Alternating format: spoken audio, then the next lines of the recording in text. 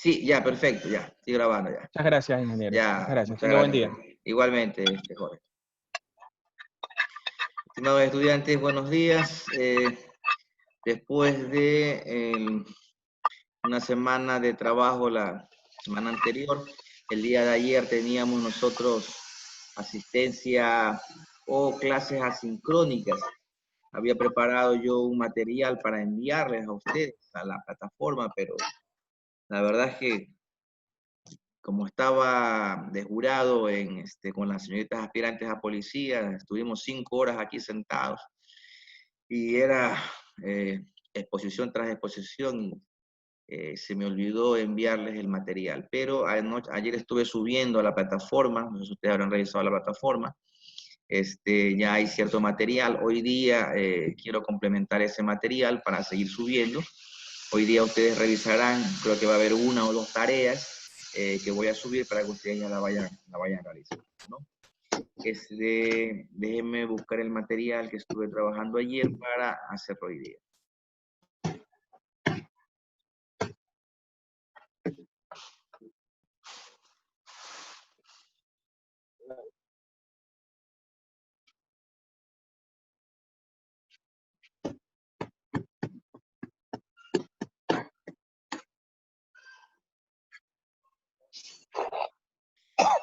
Cierre el micrófono, por favor, que alguien que está por ahí con el micrófono abierto.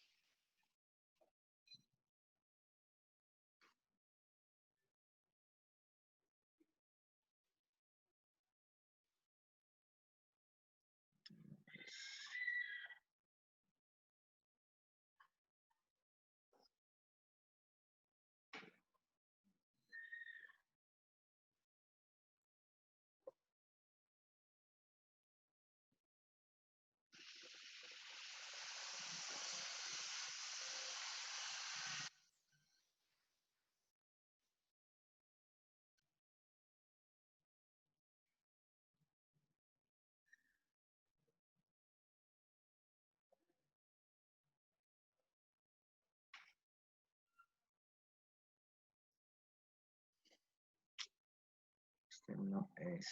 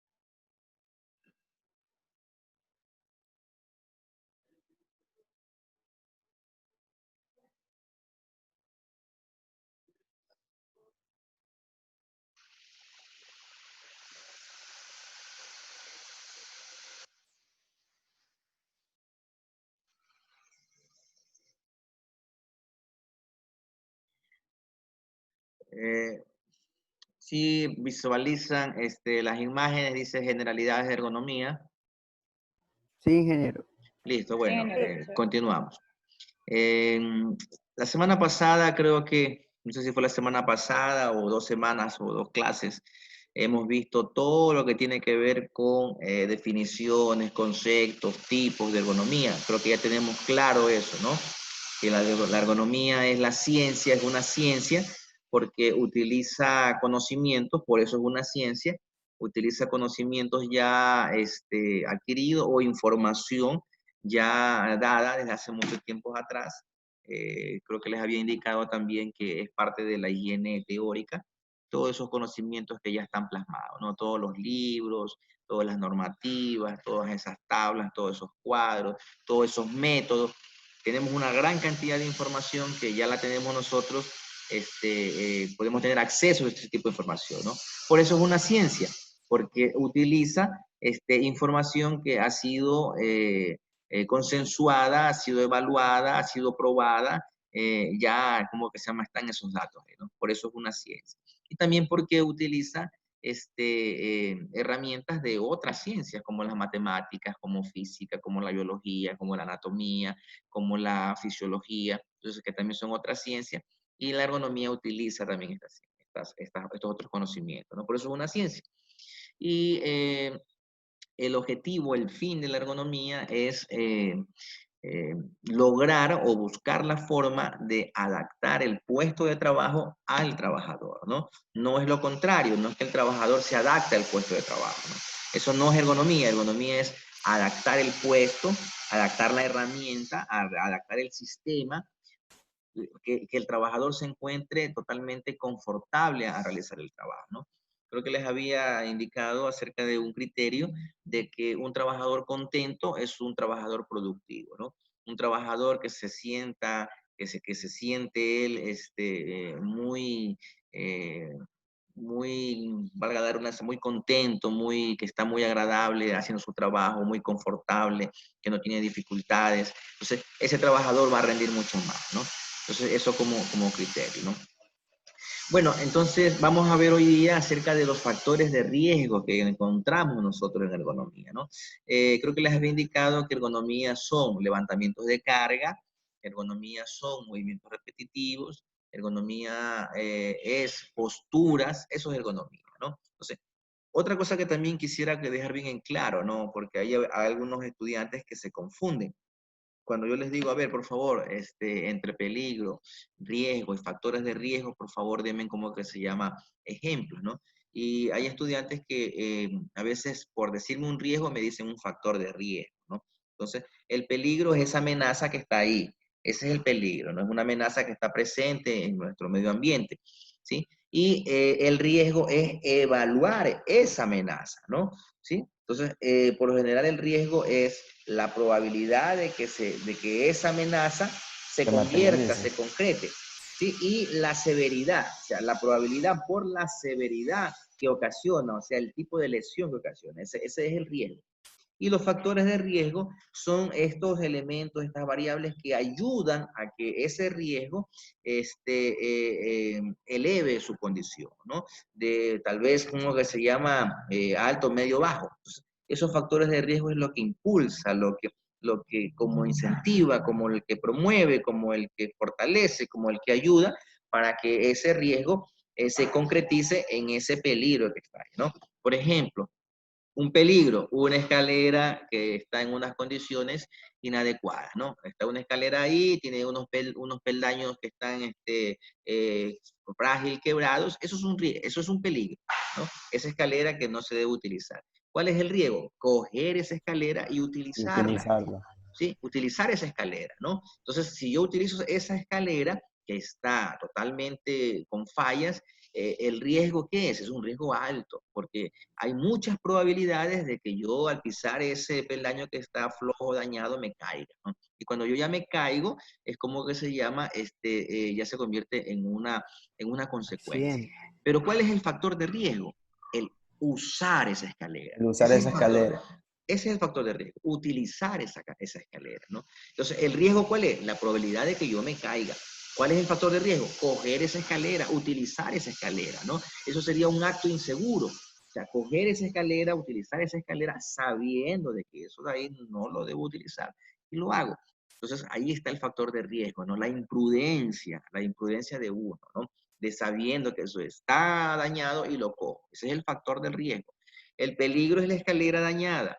El factor de riesgo es coger la escalera, el utilizar la escalera sabiendo que está dañada. ¿Y cuál es el riesgo? La probabilidad de que yo al utilizarla me caiga, ¿no? Entonces, cuando nosotros hablamos de riesgos, ¿sí? Cuando hablamos de riesgos, los riesgos, por ejemplo, tenemos como riesgo físico, riesgo químico, riesgo biológico, riesgo ergonómico, riesgo eléctrico, ¿sí? Riesgo psicosocial. Esos son los riesgos, ¿no? Esos son los riesgos. ¿Y cuáles son los factores? Bueno, cada riesgo tiene sus factores de riesgo, ¿no? Por ejemplo, cuando nosotros hablamos de riesgo físico, los factores de riesgos físicos tenemos la iluminación, la vibración, el ruido, la radiación, Esos son como que se llaman los factores de riesgo físico que van a incrementar ese en sí. Todos estos factores encierran como que se llama el riesgo físico, ¿no? El riesgo, por ejemplo, ergonómico, lo que estamos viendo ahorita, ¿no? El riesgo es ergonómico. Pero ¿cuáles son esos factores de riesgo? ¿Qué es lo que ayuda? Bueno, movimientos repetitivos, levantamientos de cargas, posturas forzadas, ¿sí? Medio ambiente de trabajo, esos son los factores de riesgo que van como que se llama a traer sus consecuencias, como indica aquí, ¿no? Entonces, ¿qué vamos a ver hoy día? Vamos a ver los factores de riesgos que están dentro del riesgo ergonómico, ¿no? Y cuáles son esas consecuencias de esos factores de riesgo, ¿no? Entonces, eso más o menos vamos a ver también un poquito acerca de la evaluación de esos riesgos ergonómicos y también algunos métodos de evaluación, un poquito mucho más a futuro, ¿no? Bueno, aquí tenemos un pequeño diagrama de proceso en donde nos indican que los factores de riesgos, ¿sí? Aquí está el riesgo y las consecuencias, ¿no? Entonces, bueno, tenemos nosotros aquí dentro de los factores de riesgo ergonómicos y psicosociales, porque por lo general están un poquito medios como unidos, ¿no? Siempre el riesgo ergonómico está unido al riesgo psicosocial, ¿no? ¿Por qué? Porque no sé si ustedes se acordarán que yo les dije que el tecnólogo, el técnico, el ingeniero, la persona especializada en lo que tiene que ver con cuestiones de riesgo, tiene tres áreas bien marcadas o tres ámbitos bien marcados dentro de su trabajo, ¿no? Uno de ellos es la higiene industrial, ¿no? La higiene industrial, uno se especializa a veces en higiene industrial y la higiene industrial más va orientado hacia lo que es la toma de muestras y lo que es la evaluación de tres riesgos en especial, ¿no? El riesgo físico, el riesgo químico y el riesgo biológico. El ingeniero, el higienista industrial o el técnico que se dedica netamente a lo que tiene que ver con cuestiones de de higiene industrial está enfocado a esos tres riesgos, físico, químico, biológico. También el ergonómico lo detecta un poco, pero no es como mucho su fuerte, ¿no? Más es él como que hace una maestría en lo que es higiene, ¿no? O sea, que se especializa en eso, ¿no? Otro ámbito fuerte es la seguridad laboral, ¿no? En donde la seguridad laboral encierra todo esto. La seguridad laboral encierra lo que es, por ejemplo, elaborar políticas, elaborar planes, elaborar manuales, hacer controles, seguimientos, aplicar normativas, hacer control de salubridad. Todo eso encierra, como que se llama, la seguridad laboral y también encierra el trabajo que se realiza dentro de la higiene industrial, ¿no? La seguridad laboral es como en sí, en forma macro, general, todo. Pero también hay técnicos que se especializan netamente en lo que es ergonomía y psicosociología, ¿no? El técnico en seguridad a veces hace una especie como que avances mucho más sobre estas áreas, ¿no? Como el médico, por ejemplo, el médico cuando se gradúa sale como médico general, y después con el tiempo se va especializando en ciertas partes del cuerpo, ¿no? En el corazón, el cerebro, en el sistema nervioso, el sistema respiratorio, el sistema endocrino, bueno, en diferentes partes. Asimismo, dentro de la seguridad laboral existen tres áreas marcadas, como les dije, que es la higiene industrial, es la seguridad laboral y la ergonomía y psicosociología, ¿no? Por eso, cuando hablamos aquí de ergonomía y psicología, están un poquito como que están más de la mano la parte ergonómica con la parte psicosocial, ¿no? Entonces, dentro de estos riesgos ergonómicos y psicosocial tenemos como riesgo ergonómico, como factor de riesgo ergonómico, tenemos la fatiga física o muscular, ¿no? Un factor de riesgo ergonómico es la fatiga física o muscular. Otro factor de riesgo ergonómico tenemos el sobreesfuerzo de trabajo, ¿no? En lo que tiene que ver, por ejemplo, con levantamientos de carga, con posturas forzadas en una posición no adecuada, ¿no? Y en lo que tenemos acá en cuestiones de riesgo psicosocial, entonces tenemos nosotros el disconfort acústico y el disconfort térmico como ejemplo. Pueden haber muchos más, ¿no? Puede haber también el disconfort en cuestiones de iluminación, puede haber el disconfort en cómo se llama, en la forma como lo tratan a uno, bueno, ¿sí? Entonces, tenemos aquí nosotros dentro de los factores de riesgos ergonómicos, fatiga física muscular, sobreesfuerzo, tenemos disconfort acústico, disconfort térmico, tenemos fatiga visual, tenemos fatiga mental y ya marcados así como netamente en cuestiones de factores de riesgo psicosocial, tenemos el estrés, tenemos el burnout y tenemos el moving, que ya veremos más adelante acerca de qué es el estrés, qué es el burnout, el síndrome de burnout y lo que es el moving, ¿no? Creo que ya en fundamentos algo les hablé acerca de esto, ¿no? Burnout significa el síndrome del trabajador quemado. Eso es en inglés, burnout, ¿no? Es cuando el trabajador trabaja muchas horas de tiempo, a veces en exceso, y el mobbing es un tipo de acoso, ¿no? Y el estrés, pues bueno, ya es una consecuencia que uno tiene después de exigencias en el trabajo, ¿no? Pero en cuestiones de factores de riesgo ergonómico, por favor que quede claro, ¿no? Fatiga física muscular, sobreesfuerzo de trabajo, entra el disconfort acústico, el disconfort térmico, también entra dentro de la ergonomía, pero también un poco psicosociología entra dentro de esto. Entra la fatiga visual, que es el riesgo ergonómico, entra la fatiga mental, que es el riesgo ergonómico, ¿no? Entonces aquí tenemos nosotros 1, 2, 3, 4, 5 factores de riesgo ergonómicos que están bien sobremarcados en el trabajo, ¿no? Continuamos. Tenemos aquí dentro de los, tenemos aquí riesgo versus factor de riesgo, ¿no? Por ejemplo, aquí, ¿cuál sería como que se llama, como el riesgo es ergonómico, ¿no? Entonces, los factores, como que se llama aquí, está, el factor de riesgo es eh, tenemos trabajar con PVD sin realizar descansos, es un factor de riesgo. Tenemos la distancia. PVD significa pantalla de visualización digital, ¿no? Eso significa como que se llama el factor de riesgo, ¿no? Entonces tenemos un riesgo ergonómico, dentro de ese riesgo ergonómico tenemos lo que es la persona que se cansa visualmente, ¿no? Entonces, bueno, cuando nosotros hablamos de riesgo, acuérdense que el riesgo es la probabilidad de que una persona esté frente a una amenaza, que sería el peligro aquí. El peligro es la pantalla el acto que no tiene tal vez ciertos requerimientos, ¿no? Porque, por ejemplo, no sé si ustedes se acordarán cuando se utilizaban estas pantallas que eran como unos televisores grandotes, ¿no? Entonces, estos de aquí a veces no tenían una protección cuando salía la radiación o la luminosidad cuando uno estaba frente a esta pantalla.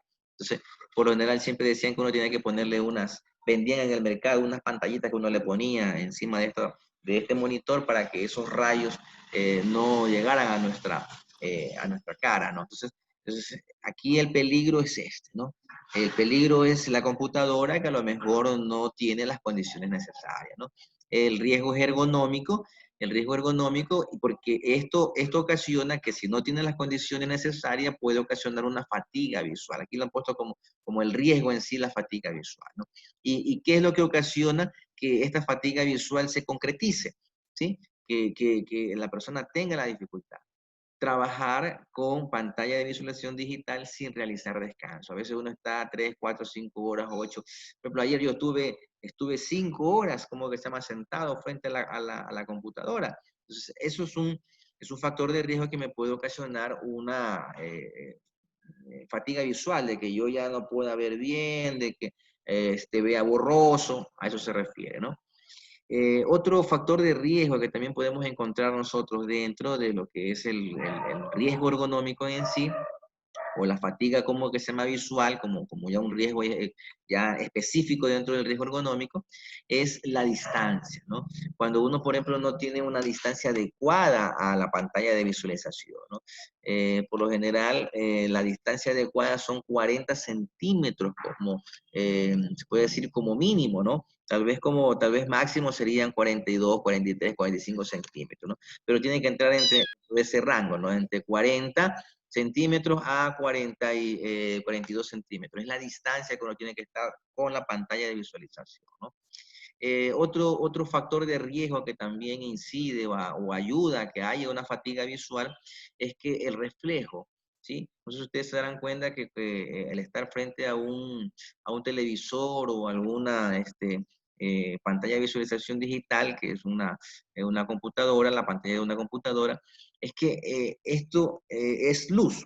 ¿Sí? Acuérdense que la luminosidad es los reflejos de luz, ¿no? La luz que entra. Nosotros, como que se llama, nuestros ojos son como una especie de que entra luz y esa luz automáticamente en nuestro cerebro se transforma y se refleja en la imagen, ¿no? Entonces, es entrada de luz. Por eso que nosotros en la noche se nos dificulta, como que se llama a veces, poder ver, porque no hay la cantidad de iluminación, luz en el medio, ¿no? Por eso en la noche nosotros nos volvemos un poquito así como medio cegatones. Tenemos que prender el foco para que haya luz y ahí poder ver los objetos, ¿no? No sé si ustedes habrán visto que nuestro ojo es como una cámara que entra la información gracias a la luz y ahí se transforma en las imágenes, ¿no? Entonces, los reflejos de la pantalla también son peligrosos cuando estos reflejos son muy altos, ¿no? No sé si ustedes habrán dado cuenta cuando hay un soldador, cuando hay una persona que está soldando, y esa luz que es intensa, si uno se queda mirando fijamente, ¿qué es lo que ocasiona? Que nuestras vistas tengan, o nuestros ojos tenga ciertas consecuencias, nos comienza a arder los ojos, ¿no? Nos comienza a llorar, y en especial también ese producto químico que es el gas, si nos da ese gas, pero más nos afecta es esa luminosidad intensa. No sé si ustedes en algunos momentos habrán escuchado que cuando hay ciertos fenómenos en el sol, que uno dice, bueno, si usted quiere ver cómo que se llama este fenómeno, por favor coja un vidrio oscuro y ahí lo puede ver. Porque si usted lo mira así fijamente, esa luminosidad tan intensa le puede afectar, como que se llama la vista, ¿no? Entonces, los reflejos también nos perjudican cuando nosotros estamos trabajando frente a una pantalla de visualización. Por eso es en el mercado ya existen ahorita muchas pantallas de visualización que tienen ciertas herramientas en su software que cuando estamos trabajando en la noche, nosotros en la noche, nuestra capacidad de poder ingresar luz es Se un poco. ponen como un color cálido las pantallas en las noches, Así es, o nocturno. uno le coge y le pone un color cálido. Los colores cálidos son como colores pasteles, ¿no? Así como colorcito como rosadito, palo rosa, un amarillito bajito, colorcitos así celestito bajito. Esos son como lo que se llaman los colores que por lo general en la noche no nos afectan tanto como colores intensos, ¿no? Por ejemplo, un color intenso tenemos un rojo, un verde, negro. Son colores como que se llama intensos, fuertes. Color blanco en especial también, por ejemplo, el color blanco refleja mucho como que se llama la luz, ¿no? Entonces, eso ahí se evita en la noche en especial, para que no haya esos reflejos, ¿no? Los deslumbramientos, lo que hemos visto, así cuando salen a ciertos como destellos, como que se llama de luz, ¿no? Eso también nos perjudica. A veces nosotros decimos, no sé qué me pasa en la vista, pero hagamos memoria, a ver, nosotros hemos estado expuestos a tal vez reflejos, a deslumbramiento. Por ejemplo, eso ustedes habrán visto cuando uno está con un vidrio y a veces refleja la luz y ese vidrio te pega netamente en los. ¿Qué es lo que uno hace? Uno no está mirando fijamente, sino como que mira la cara. Es como que te dan un piedrazo, como que tú sientes que te dan un piedrazo. Por ejemplo, cuando uno va manejando en la noche y cuando un carro te eleva las intensas, ¿no? Y tú te da ese choque de deslumbramiento del foco del carro. ¿Qué es lo que uno hace? Como que chúpica, como que te da un piedrazo y a veces uno como que mira la cara, ¿no? Entonces, a eso se refiere con deslumbramiento. Aquí también entra como que se llama cuando uno está soldando, son unos deslumbramientos que salen de un momento a otro, sale como que se llama esta luminosidad, si lo queremos decir un poquito mucho más fuerte, ¿no? Preguntas, señores, hasta aquí, alguna consulta, alguna inquietud que ustedes tengan, o alguien quiere tal vez aportar algún comentario. De momento, ingeniero Alciber, usted está en lo correcto. Por lo general, Listo, los daños ya, a nuestra vista son por la exposición que tenemos a las pantallas hoy en día. listo. Livia Chévez, Sí, me queda todo claro, ingeniero. ya. Entonces, deme un ejemplo, Livia Chévez, de deslumbramiento, por favor. Aparte de lo que ya dio, No, puede ser de lo que yo he dicho. cuando están sordando. Cuando están soldando, listo, eso es deslumbramiento. Ajá. Erika Yepes, por favor, otro ejemplo de deslumbramiento.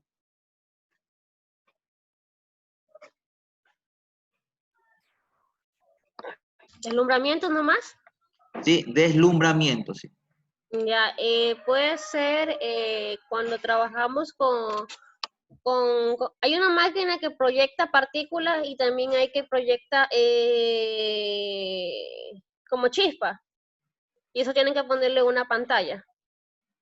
Ya, no la ubico muy bien, ¿no? Pero yo pensaba que me iba a Sí, hablar de discotecas. Por ejemplo, en las discotecas, no sé si ustedes habrán visto, hay unas luces que son así que como las luces sí, Sí, psicodélicas, las luces psicodélicas, ajá. esas luces. Esos son deslumbramientos, ¿no? Esos son como que se Porque me... el cambio de luz, el cambio rápido también del Así color es, así es. y la intensidad, claro. Ya, listo. Bueno, continuamos entonces, ¿no? Podría Bueno, ser cuando aquí están tenemos expuestos al sol. también esto es un deslumbramiento. Usted, por ejemplo, sale de una zona oscura y sale al chocho y le choca a usted esa... Exacto. Por ejemplo, ahorita yo tengo un deslumbramiento con Erika Yepes porque usted está de espalda a la luz del sol y le veo, sí, está de espalda a la luz del sol y se ve así como que tuviera un foco en la ventana. en la ventana. O sea, hay un deslumbramiento, como que se llama, que uno como que la veo como borrosa. ¿Ya? Pero no, tranquila, no se preocupe, yo como que se llama, es como un ejemplo nomás que estoy poniendo, ¿no? Ya, listo. Bueno, acá tenemos nosotros otros factores de riesgos en lo que tiene que ver con los riesgos ergonómicos, ¿no? Por ejemplo, aquí tenemos un riesgo que se le ha puesto como fatiga física o muscular, ¿no?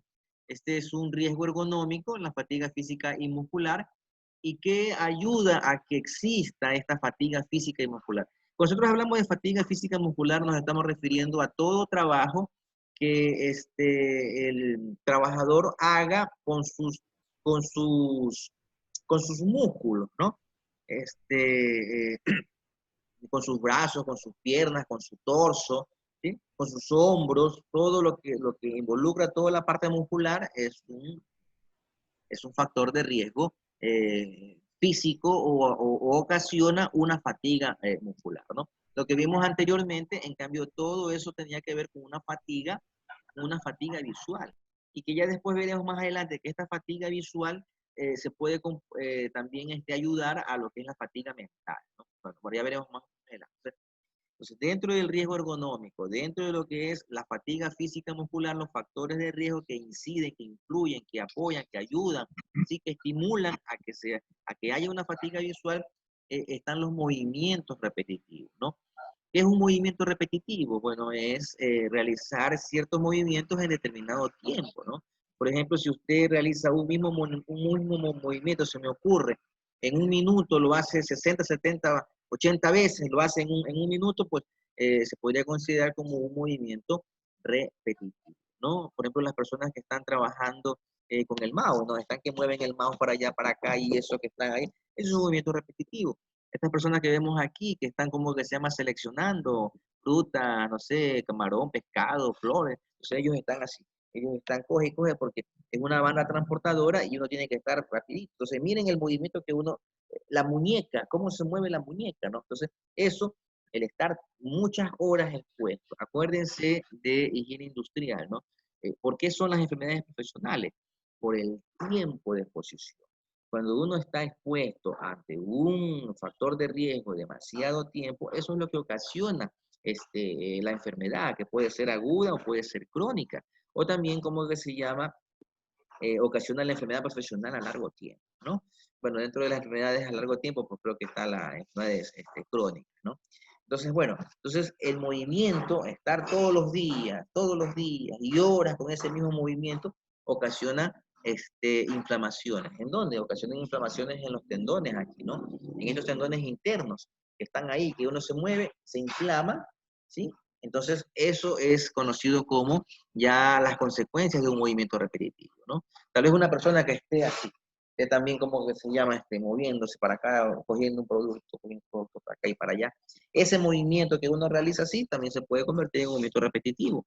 El estarlo haciendo demasiado tiempo, ocasiona que se pueden inflamar ciertas partes de nuestro cuerpo, ¿no? En posturas forzadas. ¿Qué es posturas forzadas? Bueno, la postura forzada, como su nombre lo indica, es una postura que usted adopta, que esta postura puede ser estática, ¿sí? Puede ser fija ahí, ¿no? O puede ser dinámica. Puede ser de dos tipos de postura, ¿no? Dinámica o estática. ¿A qué me refiero con estática? Estoy sentado. Estoy sentado 1, 2, 3, 4 horas y estoy ahí sentado, ¿no? Trabajando ahí. O estoy parado manejando algún tipo de maquinaria y estoy parado.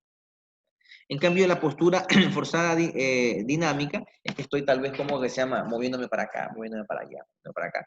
Realizo la misma postura, pero estoy como moviéndome, ¿no? Entonces, ahí hablamos nosotros de una postura dinámica. Ya veremos más adelante en lo que tiene que ver con posturas, los diferentes tipos de posturas que hay, ¿no? Pero la postura forzada puede ser parado, puede ser sentado, puede ser entre parado y sentado, porque también hay ciertos trabajos que hay momentos que te sientes y momentos que te paras, ¿no? Entonces, pero adoptar una postura en un tiempo prolongado se conoce como posturas forzadas. Esfuerzos físicos moderados, bueno, puede ser levantamientos de carga que uno como que se llama realiza, ¿no? A veces uno como que se llama hace un esfuerzo físico, levantarse un peso, es un levantamiento físico, hacer fuerza con alguna herramienta, ¿no? Estoy apretando, se me ocurre con una llave, o estoy como que se llama sujetando algo así con fuerza. Entonces, estamos hablando de esfuerzos físicos moderados, ¿no? Y también uno de los factores de riesgo que apoyan a la fatiga física muscular, que también es como la fatiga visual, es el descanso insuficiente, ¿no? Es un factor de riesgo que también incide mucho. Por eso es que se está hablando mucho de las pausas activas, ¿no? Donde el trabajador tiene que dedicar cierto momentito, parar de su trabajo y comenzar a hacer algún tipo de descanso, ¿no? Movimientos por ahí, como un poquito estirarse, pararse, dar una vuelta, y se toma un cafecito y a tomar agüita, ¿no? Que son tal vez 10, 15 minutos, 5 minutos, donde uno deja esa posición que está rígida y hace otra cosa, ¿no? Ve, por ejemplo, no sé, ve un poquito de televisión, conversa con una persona, se ríe, no sé, algo hace, ¿no? Entonces, esos son las pausas activas que se dicen, ¿no? ¿Consultas hasta aquí? Magis, No, tengo todo. Magis, si me Todo puede, ¿cómo que se llama Magis? Dar un ejemplo de posturas forzadas. Posturas forzadas. ¿Sí? Eh, Puede ser de las que yo dije, ¿no? No hay ningún problema. Cuando uno está mucho sentado. Cuando uno está mucho tiempo sentado, cuando está parado, ¿verdad? Cuando a veces Hay también que dar un está ejemplo. A ver, parado, Magis, pero solamente Magis, nada más, por favor. ¿Ah? Si alguien quiere responder algo, me levanta la mano y yo después le daré paso, ¿no? Magis. ya también cuando muchas veces hay personas que están paradas, pero tienen, aparte de estar paradas, tienen algún peso encima de ellos. Eso también es una postura forzada. Listo. Ya, Triana, que me está levantando la mano. Sí, ingeniero. También podría ser los trabajadores que descargan los camiones llenos de mercadería. Ya, esos son esfuerzos Ya, físicos, esos son esfuerzos esfuerzo físicos físico. moderados, ¿no? Postura forzada es un estado que uno adopta, que puede ser sentado, parado, y que está mucho tiempo prolongado. Por ejemplo, los vigilantes, ellos tienen como que se llama una postura forzada, porque ellos están mucho tiempo parados en la calle, que están así con las manos, pero están parados, ¿no? Los guardias de seguridad que Los están guardias. el guardia que está en el banco, ¿no? ¿Cómo está el guardia? Está en la puerta, ahí parado, ahí rato, horas, ahí como que se lleva controlando como que se llama que las personas entren, salgan. Eso es una postura forzada. Estas personas que están, por ejemplo, aquí paradas, ¿no? Aquí como ustedes ven aquí en este galpón inmenso, que están parados 5, 6, 7, 8 horas. La otra vez creo que le preguntaba a Yepes, ¿no? Que cómo era que estaban las personas ahí con el atún, creo que trabajaban. Entonces me decía, sí, están a veces 5, 6, 7 horas, están parados ahí cogiendo, seleccionando como que se llama el atún. La gente que trabaja en flores también así mismito, ¿no? Están parados. O gente que están armando, no sé si ustedes habrán visto, por ejemplo, gente que están armando, no sé, un celular, alguna pieza, y están ahí. Personas que están haciendo trabajos artesanales, a veces están sentados ahí pintando, alguna cuestión haciendo, ¿no? El relojero está sentado rato ahí. Entonces, esos son como que se llaman posturas forzadas, ¿no? Le estaba, creo que le estaba pidiendo era Denis Caicedo, a ver, Denis Caicedo, por favor, deme un ejemplo de movimientos repetitivos. Cuando tienen que pasar cosas, tienen que hacer movimientos así repetitivamente, de un lado al otro. Ya, cuando están seleccionando, ¿no? Por ejemplo, los que trabajan en oficina con el mouse, trabaja bastante. Vimos, por ejemplo, las clases anteriores acerca de la ergonomía de Concepción, cuando diseñaba cómo se llama el producto, ¿no? Entonces, ahí también había un tipo de mouse para no hacer ese movimiento repetitivo, sino que solamente tal vez los dedos nada más intervenían, pero ya no estaba con toda la muñeca, solamente nomás el dedo, como especie de un gatillo se hacía, ¿no? Ingeniero, también en el sector agrícola también se ven esos de los movimientos repetitivos. Dígame por favor un ejemplo. A ver, está Por ejemplo, Carpio, así. sí, por ejemplo, cuando siembran arroz, Ah, ya, ahí exacto. hay movimientos repetitivos. Sí, que están ellos solamente, y no solamente el movimiento No repetitivo. solo de la mano, sino de la postura forzada, movimientos repetitivos. Listo, Yepes. Creo que Yepes aquí va a hablar. Levanten la manito. Sí, le estaba Triana. diciendo que ahí también hay postura forzada porque están agachados en mala posición y están, se están contrayendo los músculos, entonces luego vienen los dolores lumbares y toda la cosa. Ya, Triana, no sé si tiene la mano levantada. Me parece que Triana tiene la mano levantada o no. Sí, ingeniero, también lo que es pica, cuando hacen los muñecos, cuando ensamblan, eso pasan todo el día parado ensamblando, haciendo esfuerzo. Ya, listo, muy bien. Bueno, continuamos. Aquí vemos nosotros, dentro de otro riesgo ergonómico, que es como que se llama el sobreesfuerzo, ¿no? Realizar sobreesfuerzo es riesgoso, ¿no? ¿Y qué incide a esos sobreesfuerzos? Pues vemos aquí los factores de riesgo, ¿no? Manipulación de carga, ¿no? Aquí hablamos de manipulación de carga, cuando la persona traslada algún objeto, ¿no? Coge un objeto y lo traslada. Eso significa manipulación de carga, ¿no? O también, por ejemplo, se me ocurre, está parado y coge algo y lo lleva a un lado. Pero ojo con esto. ¿Desde cuándo decimos que un objeto se convierte en carga? Tenemos que utilizar una medida, ¿no? Un valor, una unidad, ¿no? Una unidad de una magnitud, ¿no? Cuando el objeto tiene un peso de 3, o una masa, mejor dicho, no es un peso, sino una masa de 3 kilogramos, ¿no? Porque el peso es una fuerza. Entonces el peso por lo general se mide en kilogramos metros sobre segundo al cuadrado. Eso es como que se llama el peso, ¿no? Ojo con esto es algo de física. Entonces, ¿cuándo es un peso? Cuando nosotros decimos, por ejemplo, 2 newton, 1 newton, 5 newton, ahí hablamos nosotros como que se llama de un peso, ¿no? Déjenme ver si lo puedo transformar, que se me hizo. Si tenemos 3 kilogramos, a ver, 3 por 9.8, ¿ya? 29.4 newton, ¿sí? Si lo hablamos desde peso, cuando nosotros, ¿cómo que se llama? Cogemos algo desde 29... Ingeniero, sí. una preguntita. Un kilogramo creo que equivale a 9.8 newton, ¿verdad? No. O al revés, ¿no? ¿Cómo es? Miren, en física existen magnitudes. Cuando nosotros hablamos de magnitudes, nos estamos refiriendo a ciertas características de ciertos elementos, de ciertos productos, ¿no?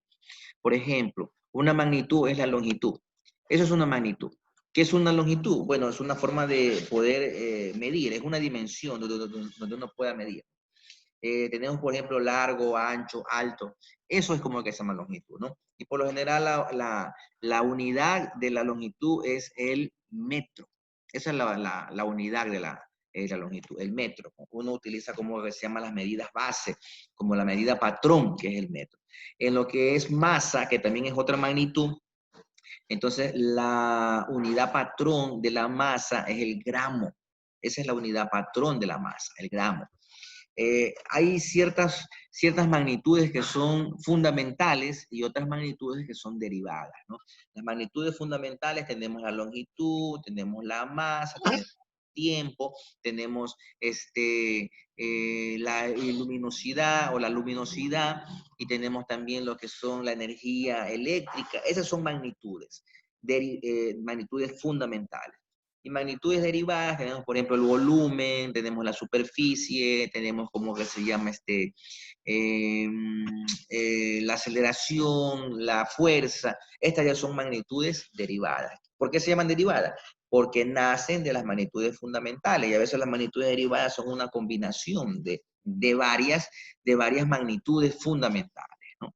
Es tema de física, se lo estoy dando ahorita porque estoy dando física, creo que también a ustedes, no sé si yo les di física a ustedes, si vimos esas cuestiones de magnitud, ¿no? Entonces, cuando nosotros hablamos de 3 kilogramos, estamos hablando de masa, ¿no? Entonces, una masa de 3 kilogramos, cuando usted tiene, como que se llama, 3 kilogramos, o si hablamos de peso, 30 newton, ¿sí? Si usted tiene 30 newton, que usted va como que se llama cargando, entonces ahí se convierte en una carga.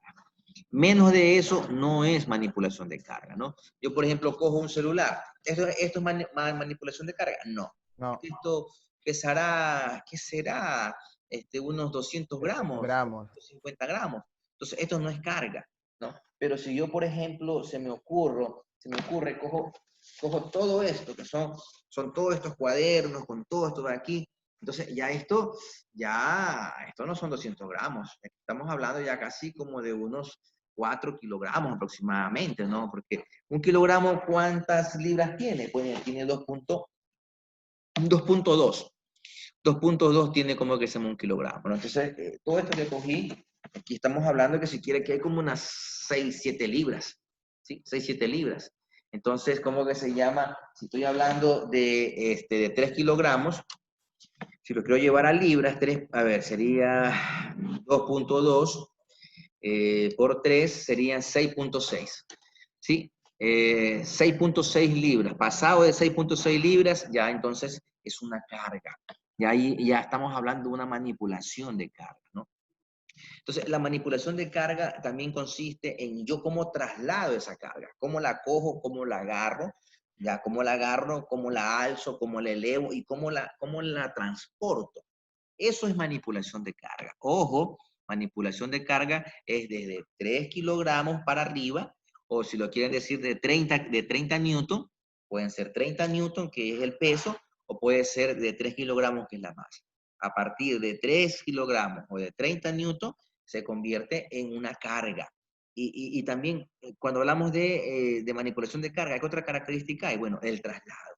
Coger eso y llevar de un sitio para otro. Cogerlo de aquí, ponerlo para allá, eso es manipulación de carga, ¿no? El trasladar, el levantar, el agarrar, todo eso hoy vamos a ver más adelante ciertas características con esto, ¿no?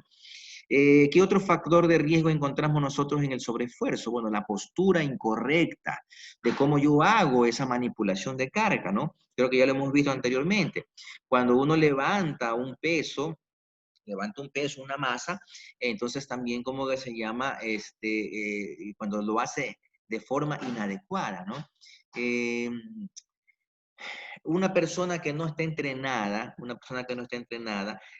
¿cuánto tiene que levantar en masa, como que se llama la persona? ¿Cuánto es lo máximo que puede levantar una persona que no está entrenada, según la normativa?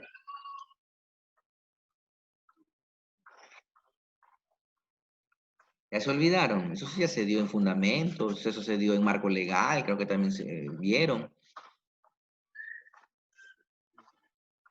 25 kilogramos, señoritas. 25, aunque en nuestras leyes me parece que dicen 23 kilogramos, ¿no? Que es más o menos lo que indican. 23 kilogramos, pasado de 23 kilogramos, dicen que ya hay un levantamiento de carga que hasta eso no más puede llegar la persona a levantar, no puede, o sea, no es que no puede, no debe, sería la forma correcta, ¿no? No debe levantar más de 23, 25 kilogramos, ¿no? Esa es como el peso, a ver, si hablamos nosotros de peso, 25, sí, serían 30, a ver, no, 25 por 10, 250 newton. Sí, entonces, serían 25 kilogramos o 250 newtons, ¿no? Ya hasta ahí nomás uno debería levantar. Pasado de eso, ya uno tendría que utilizar otras formas de hacer ese levantamiento, ¿no? ¿Cómo? ¿Cuáles serían esas otras formas? A ver si me ayuda, ¿cómo que se llama? Zulay Almeida, que la veo que está entra y sale de cámara. Ingeniero, no, es que le tengo que apagar porque estoy teniendo problemas con el internet, entonces para poderlo escuchar bien la apago. Y por eso la prendo entre ratos para que vea que sí estoy en clase. Listo, muy bien, le felicito entonces. A ver, Zulay, cuando ya la persona pasa de 25 kilogramos, que es lo debido levantar, ya se me ocurre, tengo 30 kilogramos, 35 kilogramos, ¿qué debo hacer yo para, ¿cómo que se llama, levantar ese peso? ¿Cuáles son las medidas que debo tomar para levantar ese peso? Tomar la postura correcta, porque en sí se puede... 30 kilogramos, una persona que no está capacitada. ¿Mandé? Una persona que no está capacitada, que no está entrenada, va a levantar 30 kilogramos. ¿Cuáles serían sus medidas de prevención para esa persona que va a levantar 30 kilogramos? Usted dice que debe tomar una postura correcta. Llevarlas en una carretilla.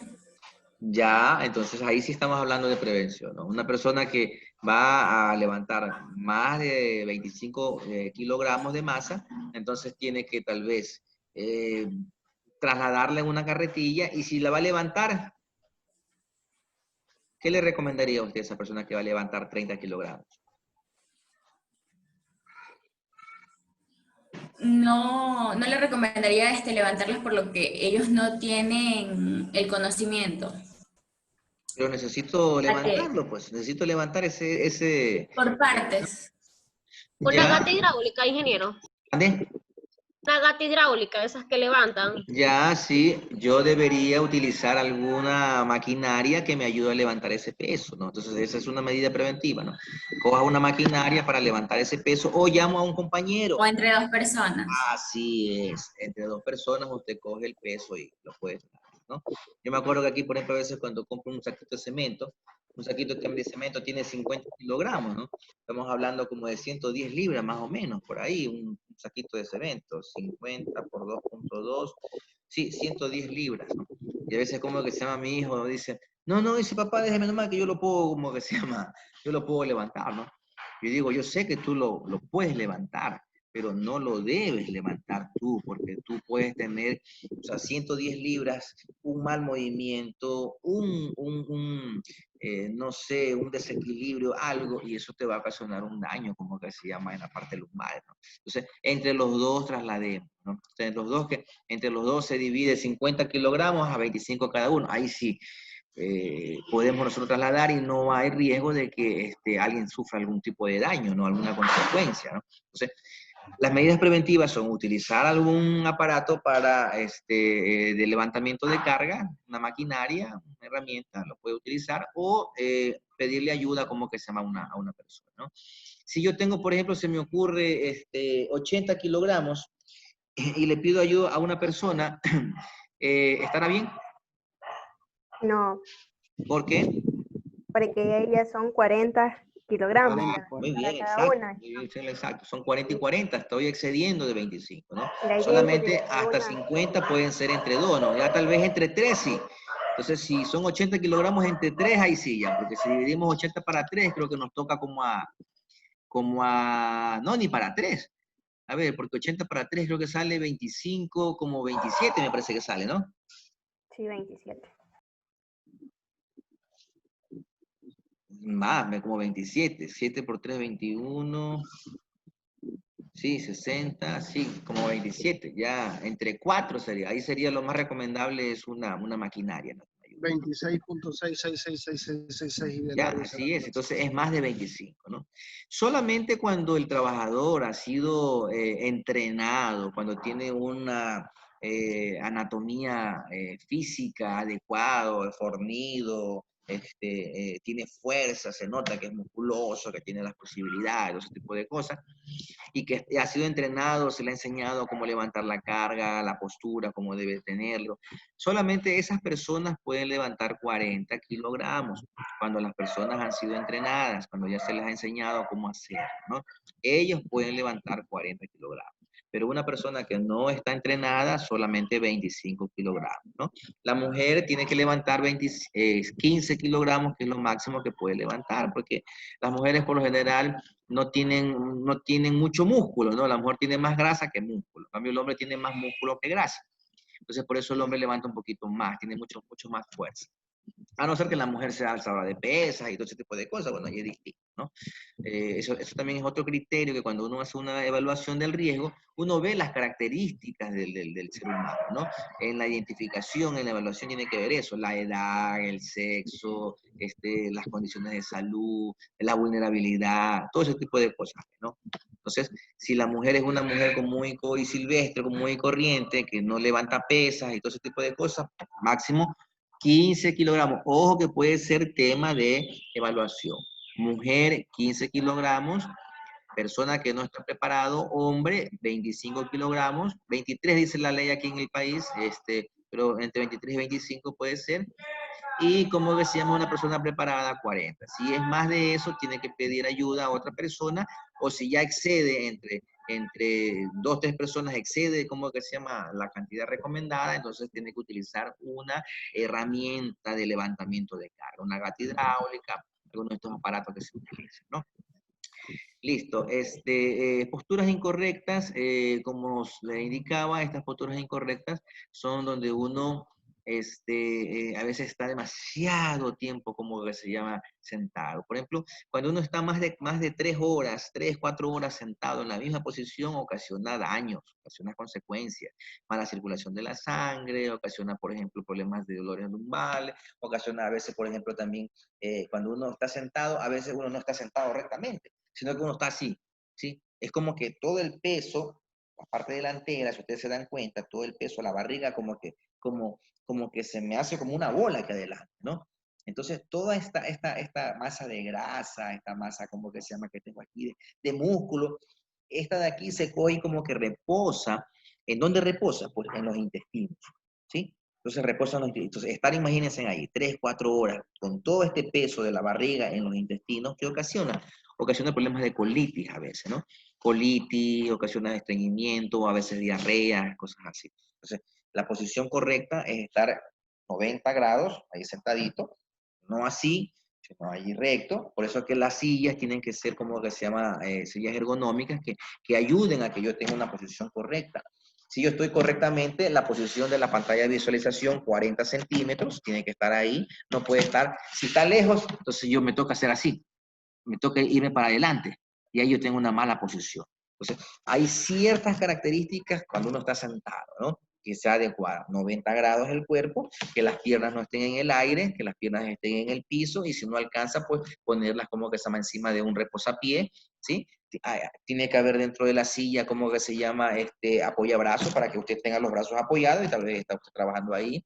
90 grados tiene que tener usted, ahí una postura correcta, ¿no? Entonces, eso en las posturas incorrectas es cuando no se cumple eso. Una persona que tiene mucho tiempo parado, 1, 2, 3, 4 horas están parados, eso también ocasiona, todo el peso de su cuerpo cae sobre sus pies, sobre sus piernas, y eso también ocasiona problemas de mala circulación, dolores en las piernas, rodillas. Hay personas que son un poquito gorditas, imagínense, una persona como que se llama que a lo mejor pesa 200, 300 libras, soportar 2, 3, 4 horas, como que se llama, estar parado, eso ocasiona cierto tipo de incomodidad, ¿no?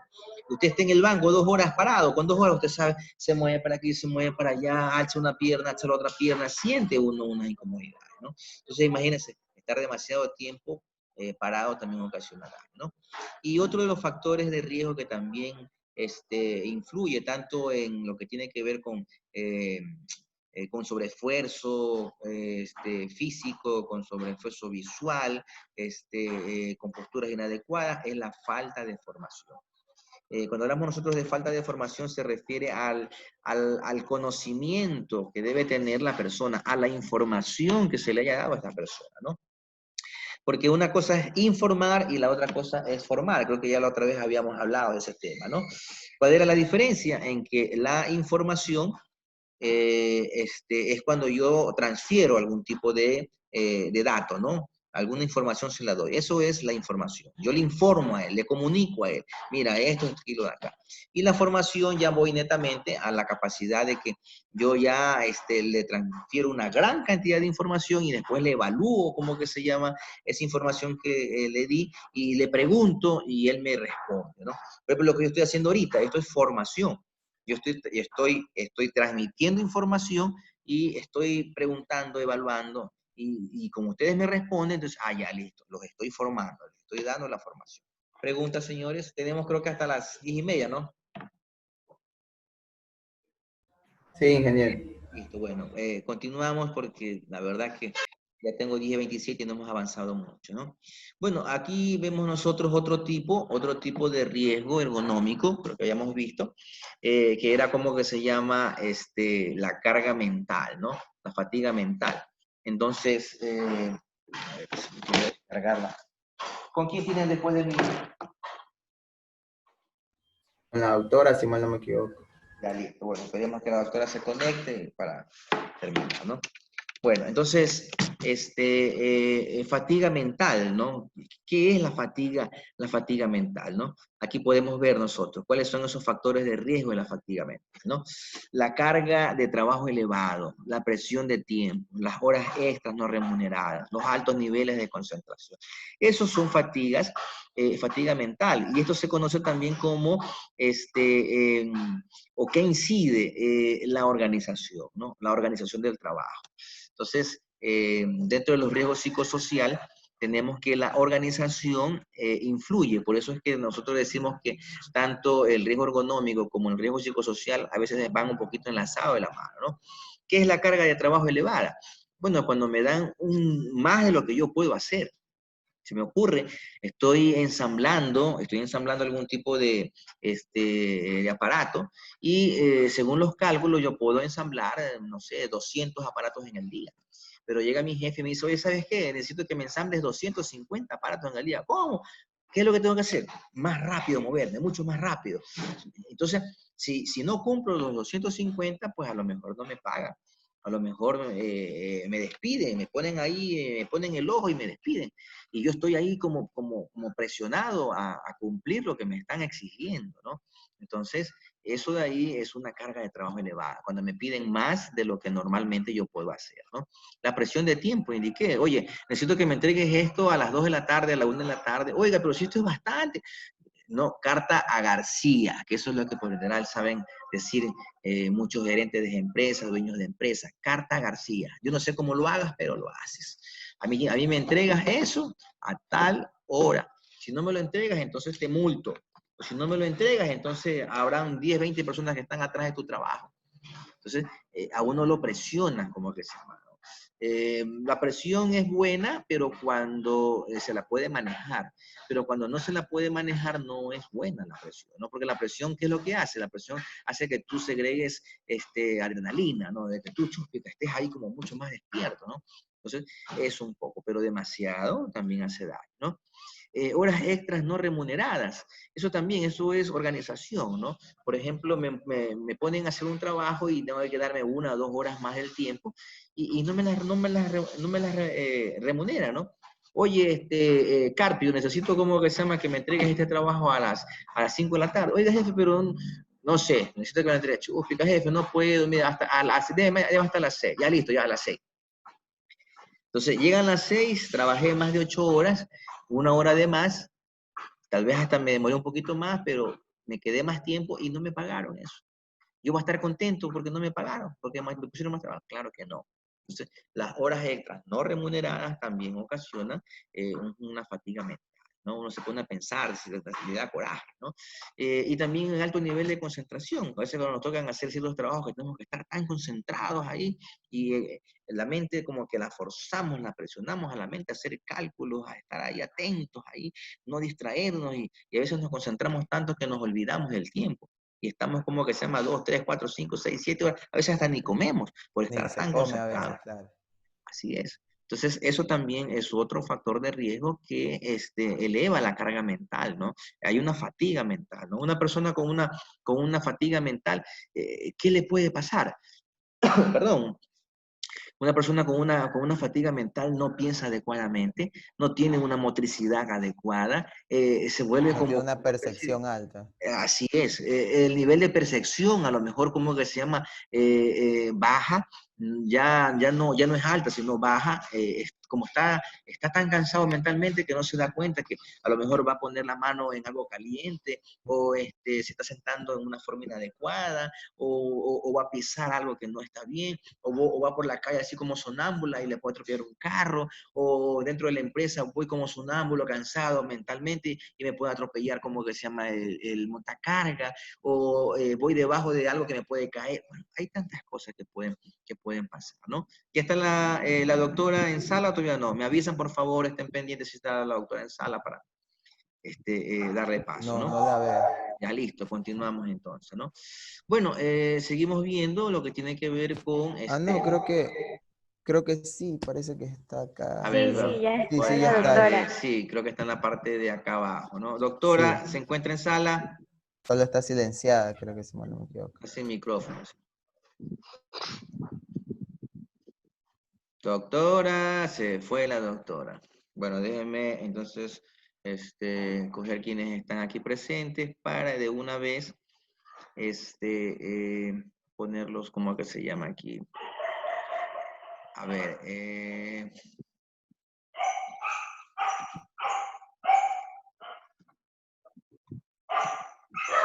estamos hoy día 16. Miércoles Ya, 16. 16 de septiembre. El 20. Ya, les tengo entonces aquí listo. Guardamos aquí. Doctora, ¿está por ahí, doctora?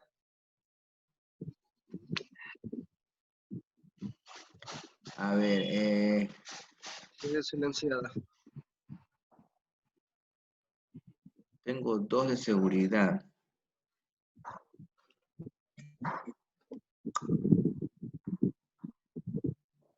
La doctora como que prendió y se fue.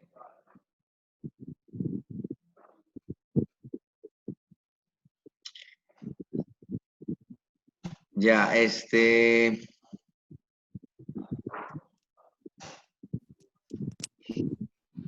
Buen día. Ya, ahora sí, doctora. Ya le voy a dejar entonces Buen día, doctora. como hospedadora. Buenos días. Sí, tengo media hora con ellos, me he quedado de nuevo con la media hora. Sí, listo. Ajá, Por favor, me bueno. confirma si ya está como hospedadora. Ya, sí, gracias. Listo. Bueno,